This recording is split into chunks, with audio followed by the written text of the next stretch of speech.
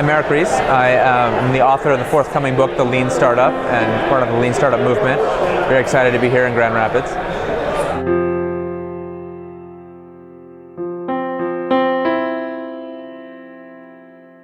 I had spent about 10 years as an entrepreneur, mostly failing and having then some success founding a company called InView.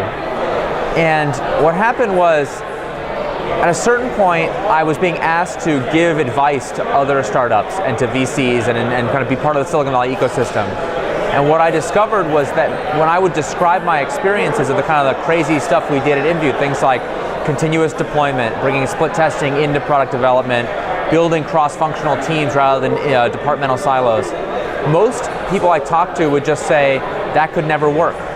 And I would look confused and I'd say, but I'm not describing a theory, I'm just telling you what worked for me. And then they would be full of excuses. Well, sure, that worked for you because you worked in consumer internet, but I'm in enterprise software. I make physical products, I work in a restaurant, you know, all these different questions, objections. Hey, does this tactic work here and there? And I felt like what was needed to answer those questions in an intellectually rigorous way was to have a framework of some principles that could help us figure out in entrepreneurship what works where.